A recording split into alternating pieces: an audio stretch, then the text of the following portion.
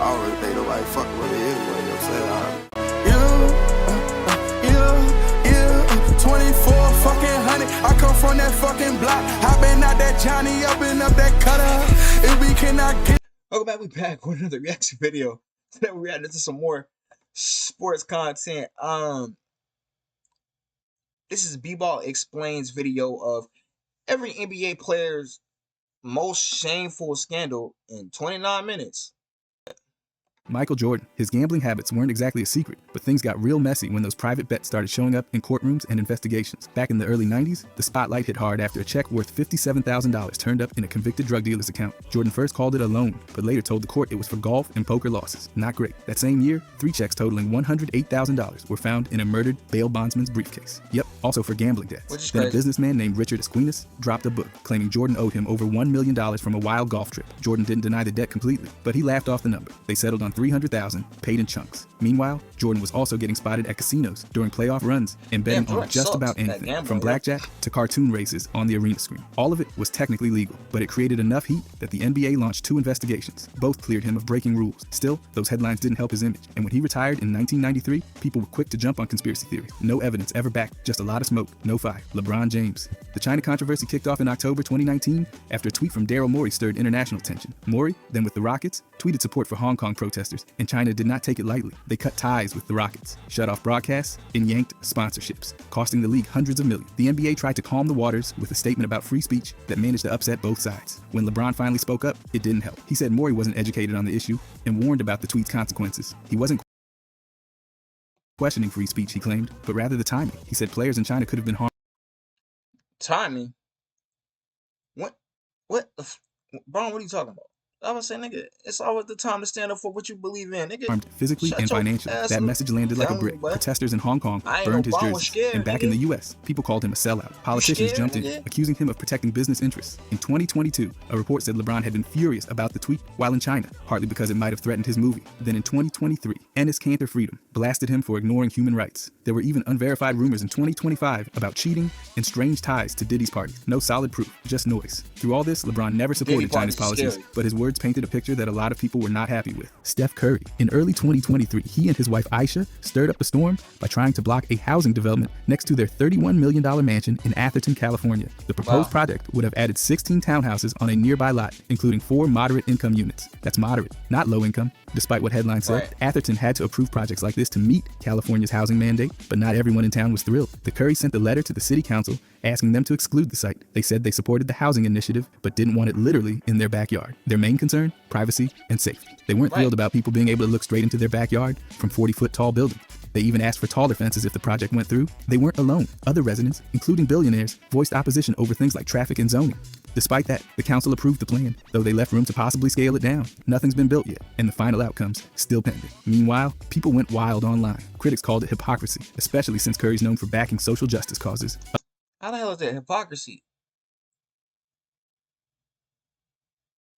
I want privacy.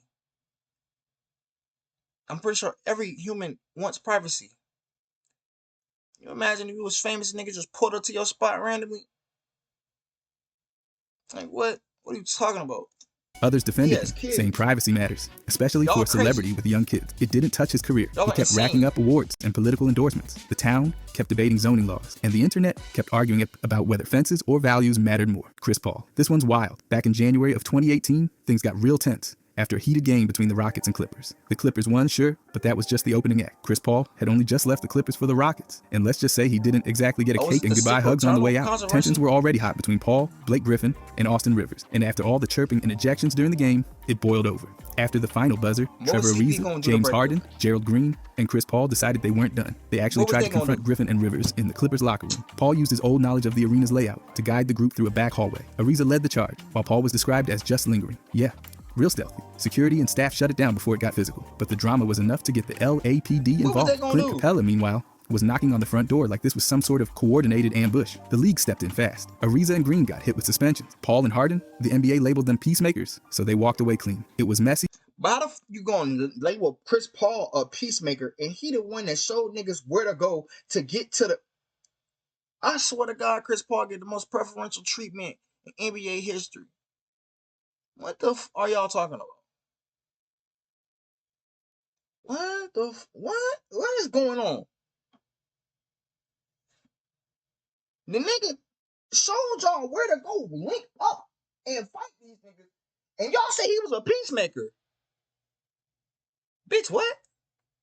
Petty, and for a minute, it had the league buzzing. By the way, if you guys want to subscribe, I'm gonna start posting every day. Thanks. Anyways, Kobe Bryant. In 2003, Kobe's name dominated headlines for all the wrong reasons. While staying at a Colorado resort ahead of knee surgery, he invited a 19-year-old hotel employee to his room. What followed led to one of the most publicized allegations in NBA history. The woman accused him of rape, claiming things started consensual but turned violent. She described being choked and assaulted, saying Kobe ignored her saying no multiple times. Physical evidence backed parts of her story. Bruises, lacerations, and his semen were found, along with her blood on his shirt. Kobe initially denied any sexual contact. When evidence surfaced, he admitted to cheating on his wife but insisted the act was consensual. He was arrested, posted bond, and returned to play while juggling court appearances. The criminal case was dismissed when the accuser chose not to testify, citing threats and relentless media scrutiny. Later, a civil suit was filed and settled out of court, with both sides under a non-disclosure agreement. Bryant issued a public apology, acknowledging the accuser didn't view the encounter the way he did. The apology wasn't a confession, but it sparked debate. The case haunted his image for one nigga.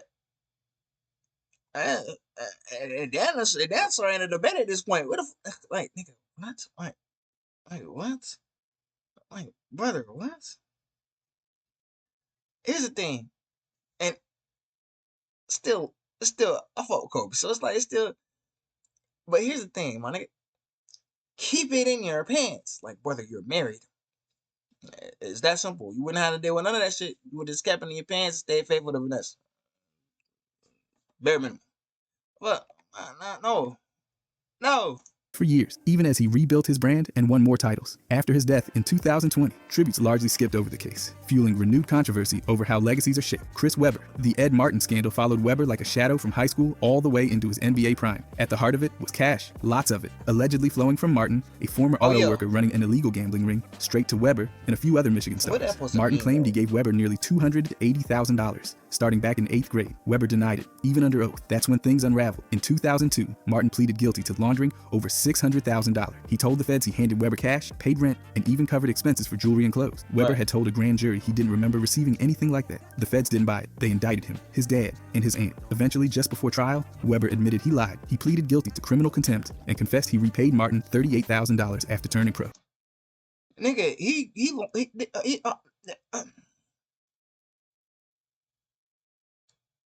okay, you $600K? He avoided jail, but had to do community service, pay $100,000, and carry a misdemeanor record. The fallout for Michigan was brutal. They vacated wings, pulled down banners, and cut ties with Webber for 10 years. The Fab Five legacy tarnished. Teammates like Jalen Rose felt betrayed. Webber kept quiet, rarely addressing it until years later, when Michigan's athletic director apologized for how it all went down. Still, the scandal stuck, even after his Hall of Fame nod. Magic Johnson. In November of 1991, Magic stunned the world when he stood at a podium and announced he had tested positive for HIV. At the time, he was one of the most beloved players in basketball. 5 championships, 3 MVPs, and the heart of the Lakers Showtime era. What made the moment bigger was the weight of the era. HIV was still seen as a death sentence and largely misunderstood. Magic changed that overnight. He discovered his status after a routine physical for life insurance. The team doctor called with the news. He told his wife, Cookie, who was pregnant. Both she and their son tested negative. A few weeks later, he retired, announcing he would. So you know what that means. Really think about that though. Like, brother, that might mean something else too. Nah, we're not gonna do that to Magic. What it means is he's a slut. Come on, man. Become an advocate and prove HIV wasn't the end, and that's exactly what he did. Magic didn't fade away. He played in the 1992 All-Star Game, took home MVP, then suited up for the Dream Team in Barcelona, winning gold. He attempted a comeback later that year, but pressure from players forced him back out temporarily. In 1996, he returned for 32 games, showing the league he could still play and live with the virus. His foundation launched outreach and education efforts, pushing testing and reducing stigma. Through advocacy and example, he shifted the conversation. He's lived healthily for decades on treatment with an undetectable viral load. His announcement wasn't just news, it was a turning point for public health and sports. Larry Bird. When he took over as the Pacers president in August of 2003, he wasted no time cutting ties with Isaiah Thomas. Just like that, Bird fired Thomas and brought in Rick, someone he trusted more. Thomas had gone 3 straight seasons without making it out of the first round, despite a roster with playoff talent. Bird didn't think things were trending up. The team had collapsed in the second half of the previous season, and Bird said he didn't see any urgency. I'm talking about winning, not people managing. Like, brother, we can't win the game, nigga. Get your ass out of here, because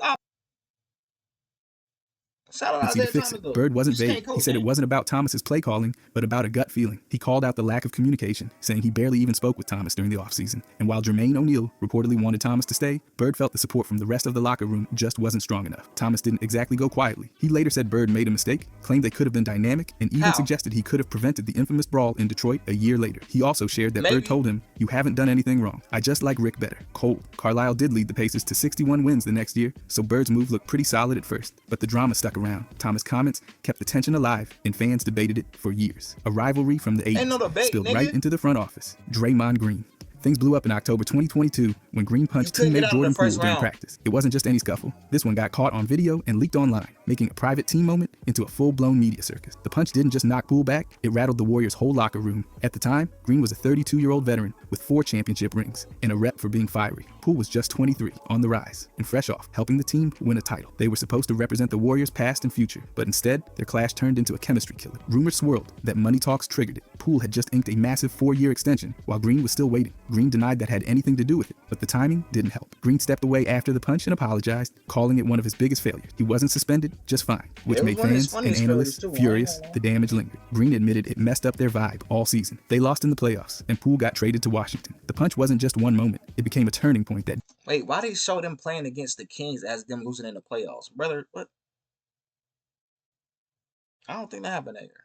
They beat the Kings. Derailed the dynasty and exposed cracks in their whole 2-timeline plan. Penny Hardaway, things got messy fast when the NCAA caught wind of an $11,500 payment he gave to James Wiseman's family in 2017. At the time, Hardaway was coaching high school ball and not yet Memphis head coach. But because he donated $1 million to the school in 2008, the NCAA considered him a booster. When Wiseman committed to Memphis in 2018, all eyes locked in. Then Memphis made it worse by playing Wiseman even after the NCAA flagged the payment. They took it to court and let him play 3 games. That stunt turned a violation into a firestorm. Wiseman left. That's what happened to Wiseman. That kind of probably put a dent in his development, because I think he's been on 3 teams, and like he got drafted. LaMelo's draft class, so he's been on like 3 teams in like 5 years. Left in December, the NCAA launched a deep dive and things spiraled. By 2022, Memphis got slapped with 3 years of probation and a budget cut. Hardaway got off clean, but the stain stuck. Then came more violations. In 2023, he was suspended 3 games for recruiting visits he wasn't supposed to make. And in 2024, a mystery letter accused him of even more payments and academic fraud, including payments tied to recruits and a shady advisor allegedly doing homework for players. Hardaway fired a bunch of staff after that, swore he just wanted to win, and kept coaching. Memphis keeps saying they're fixing it. Meanwhile, the program's record looks nice, but the off-court chaos is doing most of the talk. Karl Malone, back in if they're winning games, that's his job. 1983, he was a 20-year-old college player at Louisiana Tech when he impregnated Gloria Bell, a 13-year-old girl from his hometown. The age of consent in Louisiana was 17, so legally, this was statutory rape. Bell gave birth to a son in 1984, Demetrius Bell, while Malone continued rising in basketball without any criminal charges. Bell's family didn't press charge. They reported... Bro, what about the fact? You could also charge him with being a deadbeat. He felt Malone could support the child better if he wasn't in prison. In 1986, a paternity suit proved Malone was the father. He was ordered to pay $125. Listen how much he had to pay. $125 per week. This nigga was in the NBA. It's a dead alert. Go! $5 a week, but tried to argue that amount was too high. They reached a confidential settlement later, but Malone didn't acknowledge his son and gave no support beyond what the court forced. When Demetrius reached out at 17, Malone told him it was too late. The relationship started to thaw in 2014. By 2018, they were on good terms, and Demetrius even appeared in family posts, but the damage had already been done. The story resurfaced during The Last Dance, and again during the 2023 NBA All-Star Weekend, when they actually made up. See, that's beautiful. I hate that motherfuckers don't be promoting that part. Like, nigga, down. Right now. He still has a 13-year-old, but Malone appeared as a contest judge. The backlash was huge, especially online. Malone's been honored repeatedly, from a statue in Utah to awards in his name. But for a lot of people, no amount of basketball legacy can erase what happened in Summerfield. He's rarely addressed it, and when he has, it's been deflection, not accountability. Kevin Garnett. The controversy hit on November 2nd, 2010, when Pistons forward Charlie Villanueva tweeted that Garnett called him a cancer patient during their game. Villanueva, who has alopecia universalis, a condition causing total hair loss, didn't take it as just trash talk. He called it disrespectful, especially given how many people suffer from cancer. And yeah, the tweet dropped after midnight, which only made it go more viral. Garnett denied the claim. He said he told Villanueva, "You are cancerous to your team and our league." Not much better, honestly.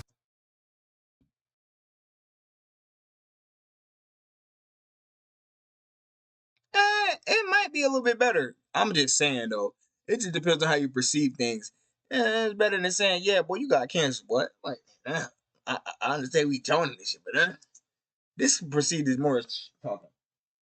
He said he'd never joke about cancer because he had loved ones affected by it. His coach, Doc Rivers, backed him up, saying he heard it firsthand, and it matched Garnett's version. Celtics president Danny Ainge took a swing at Villanueva instead, accusing him of using Twitter for attention. That's where this whole thing really blew up. Social media added gasoline to the spark. The NBA didn't fine anyone. No suspensions, no real punishment, just 2 technical fouls during the game. That's it. Garnett never really clarified much beyond that first statement. He even called Villanueva a nobody a few days later. Meanwhile, Villanueva kept advocating for people with alopecia and used the spotlight to raise awareness. Fans stayed divided. Some said it was just trash talk, others thought Garnett crossed a line. And with no audio proof, it all ended as one ugly, unresolved moment that's still linked to Garnett's reputation. Rick Barry. He's known for his Hall of Fame game and that granny-style free throw, but his off-court comments have aged like milk. The biggest backlash hit during Game 5 of the 1981 NBA Finals. When he was working as a CBS analyst, Barry looked at a photo of Bill Russell and dropped the line that Russell had a big watermelon grin. That phrase has deep roots in racist minstrel tropes, and saying it on live television wasn't exactly subtle. Barry later claimed he didn't know the term's history. Russell accepted the apology, but said they weren't friends to begin with. Brother, what do you mean you don't know you know what? He's white. Why would he care about the history of other people being offended? I'm the offender. You know what? He probably didn't know. CBS Starship did not renew Barry's contract the next year, not just because of that one line, but because his overall commentary had become more grating than insightful. Then there's his autobiography, Confessions of a Basketball Gypsy, where Barry decided to share his hot takes about black teammates from his Washington Caps day. He described some as disinterested and quick to blame racism if they weren't playing. He also accused them of calling referees bigots when they got called for fouls. These weren't spicy takes. They were tone-deaf stereotypes that ignored real racial tension in the league at the time. Put together, these moments painted Barry as someone out of step with the times, and not in a charming, old-school way. His basketball legacy is intact, but his reputation off the court took a clear hit that followed him into retirement. Kevin Durant, this one's funny. In 2017, he made headlines for a social media blunder that exposed something a little weirder than your average Twitter beef. On September 17, he responded to a fan questioning his exit from Oklahoma City, but instead of owning it, he accidentally tweeted in third person saying, I ain't gonna lie, Katie controversy is just funny as hell. Like, brother, why are you speaking in third person? Are you God? What's going on? He said he didn't like the organization. Like, you clearly made to type that from your burner, brother. Maybe that was his girl typing that shit. You're cooking. Maybe it was my Dukes on his phone. Like maybe that was his brother on his phone. Saying Durant didn't like the organization or playing for Billy Donovan and couldn't win a championship with those cats. It was obvious he meant to post it from a burner account, but forgot to switch. Once everyone noticed, the meltdown began. Durant owned up to it, called the move idiotic, and apologized for trashing his former coach and teammates. He told GQ he was half asleep and felt like he was on the outside looking in, which is a poetic way of saying he got caught doing something ridiculous. Later, he confirmed what everyone suspected. He had burners. By 2019, he admitted using them to talk to friends and speak his mind without scrutiny. Then in 2020, he doubled down on the All the Smoke podcast, saying he still used them and only messed up once. People online had a field day. Memes, jokes, roasts, you name it. The whole thing painted him as thin-skinned, which stuck even though he kept dominating on the court. His image took a hit, but he never stopped clapping back at fans on social media. If anything, it made him more active, just hopefully with fewer identity crises. Scottie Pippen. The guy won 6 championships, guarded the league's best players, and walked into the Hall of Fame, then managed to absolutely fumble the financial bag. Once he left the hardwood, in the late 90s, he handed over more than $20 million to a financial advisor named Robert Lund. Lund came recommended by people in the Bulls' orbit, which clearly didn't include anyone with good judgment. Lund forged Pippen's signature for a $1.4 million loan. Pippen, are you dumb? Like, nigga, you literally played basketball with Michael Jordan, nigga. If Michael Jordan not investing with them niggas, neither am I. What the fuck? Blew the money and ended up convicted of bank fraud in 2014. He got 3 years in prison and had to cough up $400,000 in restitution. Then came the jet. In 2002, Pippen bought a Gulfstream, 2 for $4.3 million, but forgot to check if it could actually fly. Spoiler, it could not. The repairs alone cost another $1 million. He eventually sued and won $2 million back, which was... Nigga, first and foremost, y'all shouldn't have let him win nothing back. He's a dumbass. Why the f would you buy a plane and don't know if it can fly? 1. 2, Jordan's teammate was a dumbass, bro. I just heard this man give out more than $22 million. And your ass signed one of the dumbest contracts ever back in the day. All of these 3 things together just conclude that you're green. This nigga's green.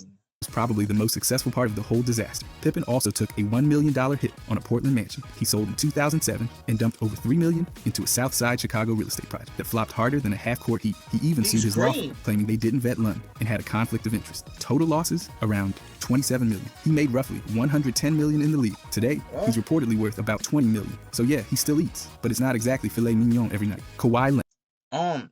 Nigga, you know what he could have did with that $20 million if he would have invested it correctly? Brother, this nigga could have got in on Google. Mind you, he been had bread.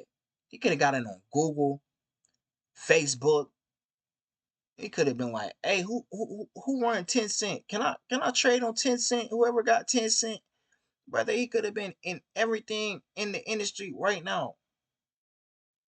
Like, yeah, bro, y'all play 2K and I'm invested in parts of the company that make that like, what are we talking about? Back in 2019, his free agency was supposed to be all about where he'd land next, but instead, most of the spotlight shifted to his uncle, Dennis Robertson, better known as Uncle Dennis. Now, this wasn't your average uncle who brings dessert to family dinners kind of situation. This guy came in with demands that made NBA teams pause mid-phone call. Uncle Dennis reportedly asked for some wild perks while negotiating with teams, and we're not talking bonus incentives. He allegedly wanted part ownership of the team, a house, access to a private plane at all times, and guaranteed endorsement money. It wasn't just about Kawhi getting paid, it was like Dennis was putting together his own billionaire starter pack. These demands were brought to teams like the Lakers, Raptors, and Clippers. Jeannie Buss from the Lakers was reportedly hit with multiple phone calls and made it very clear that what he was asking for was straight up against the rule. The Raptors kept it quieter, but reports say they heard the same wish list. The NBA wasn't about to let this slide, so they launched an investigation, especially into the Clippers. After looking into everything, they didn't find any violations and no team was punished. Kawhi claimed he had no idea about what his uncle...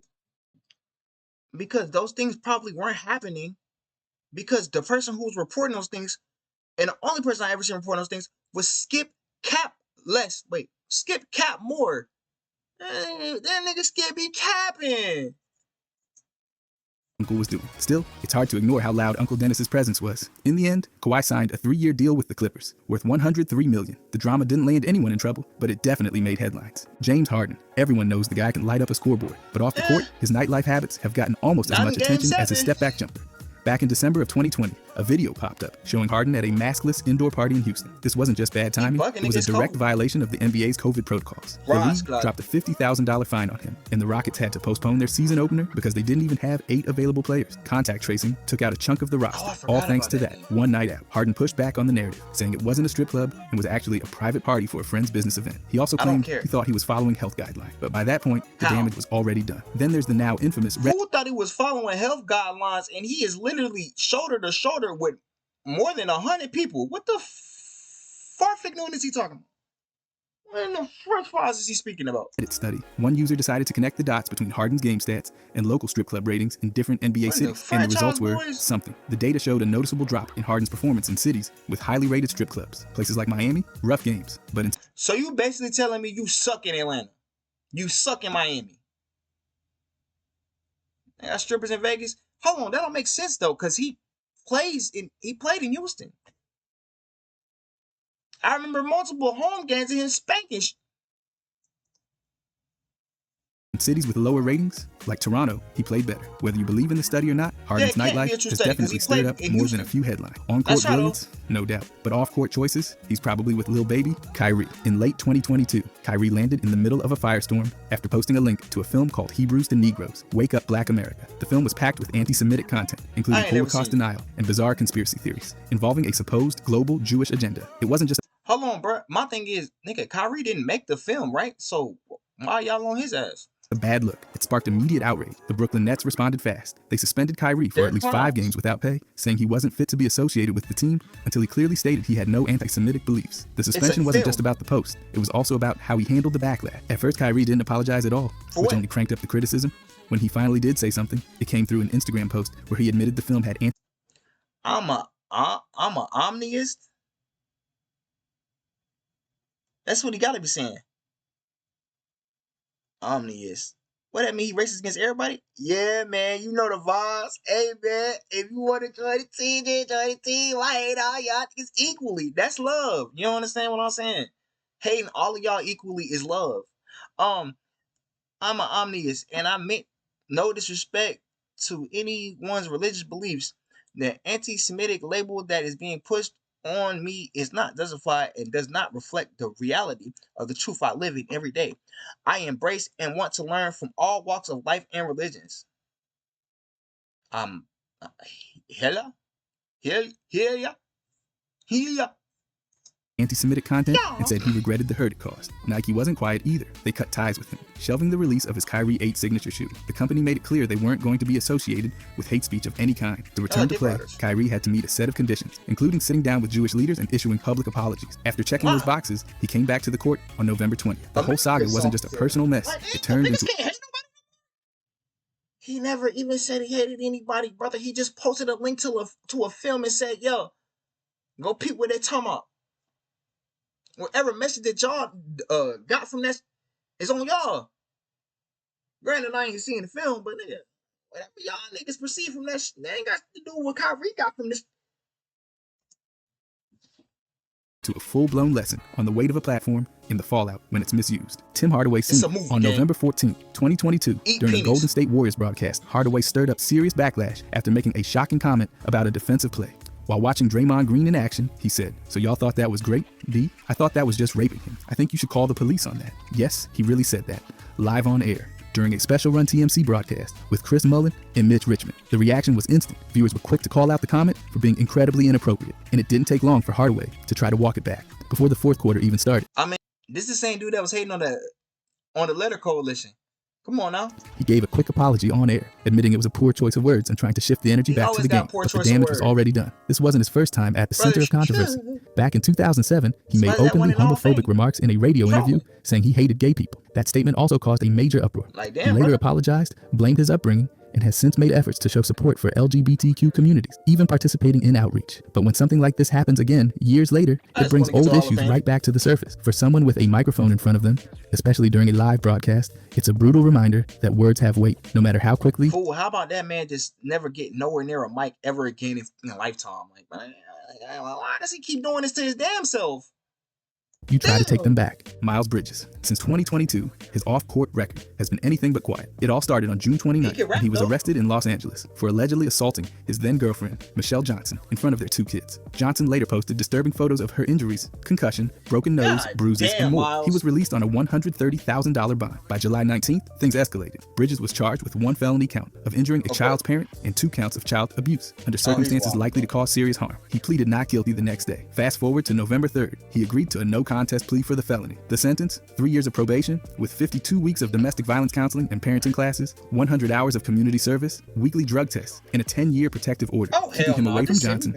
And $800 in fines. The NBA stepped in by April 14th, suspending him for 30 games. But since he did in 2023, 20 games were counted as served. He still had to miss the first 10 games of the next season. Then in October, things got worse again. He allegedly broke the protective order by throwing billiard balls at Johnson's car with the kids inside. His girlfriend allegedly kicked the car too. He turned himself in, posted a $1,000 bond, and waited. By February, charges were dropped due to statements. Ja Morant, the Memphis Grizzlies star guard, hasn't just made headlines for his game, he's drawn serious heat from multiple firearm-related incidents on social media. It all kicked off on March 4th, 2023, when he flashed a gun on Instagram Live while at a nightclub in Denver right after a game. That got the NBA's attention fast. The Grizzlies benched him for at least 2 games, and Morant entered a counseling program in Florida, supposedly to manage stress. His social media accounts went dark during that stretch. Then on March 15th, the NBA suspended him for 8 games without pay, counting 6 he'd already missed. 2 months later, the sequel dropped. On May 14th, another video hit Instagram Live, this time streamed by his friend, Devontae Pack, showing Morant holding a gun again, inside a vehicle. The Grizzlies suspended him from all team activities, and NBA Commissioner Adam Silver said he was shocked. By June 16th,